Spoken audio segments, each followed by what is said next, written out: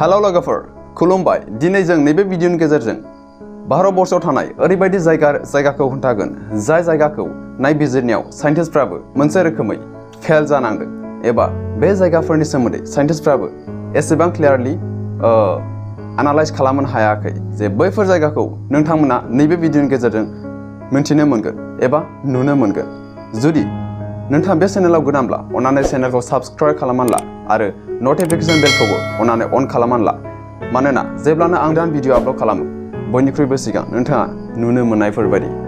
Okay today बिदिब्ला जों भिडिअखौ स्टार्ट खालामनोसै। Let's begin. लोगोफोर जोंनि भारतबर्षआव ओरैबायदि सोमोनांथाव जायगा दं।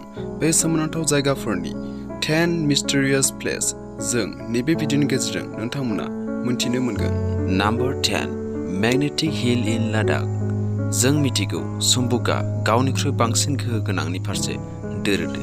मा बे हाजोआबो बेनिख्रुइ बांसिन गोहो होयोब्ला दोरोदगोन नामा? लादाखआव मोनसे हाजो दं। बे हाजोखौ मैग्नेटिक होननानै मोनथिजायो। बेयाव गारि पार्किं खालामनानै दोनोब्ला बे गारिखौ हाजो फारसे बोगथाबलांगोन। बे जायगाखौ दावबायारि महरै हिमालयान वान्डार मुङै मोनथिजायो। नम्बर 9 हैंगिं पिलार लिपाक्षी इन आन्ध्र प्रदेश। लाक्सीनि आन्ध्र प्रदेशनि अनन्तपुर जिल्लायाव मोनसे मन्दिरनि गोजानाव थानाय खुन्थियाया जोबोर सोमोनांथाव। विजयनगरनि स्टाइलाव अन्थाइजों बानायजानाय बे जारिमिनारि खुन्थियानि सिङाव थानाय गुदुंजों जों सि थुख्रा नङाब्ला माबा मोनसे गोबा थुख्रा सोनानै नायनो हायो। As a matter of fact सासे गोसो गुदुं ब्रिटिश इन्जिनियारा बे जाथायनि सायाव मोजाङै नायबिजिरदोंमोनब्लाबो बियो आबुङै मोनथिनो मोनाखै। नम्बर 8 लिभिं रुट ब्रिज चिरापुन्जी इन मेघालय। मेघालयानि चिरापुन्जी जायगायाव रबार बिफांनि रोदाजों ओरैबायदि दालां बानायनाय जादों जाय दालांआ गासै मानसिखौ सोमोनांहोदों।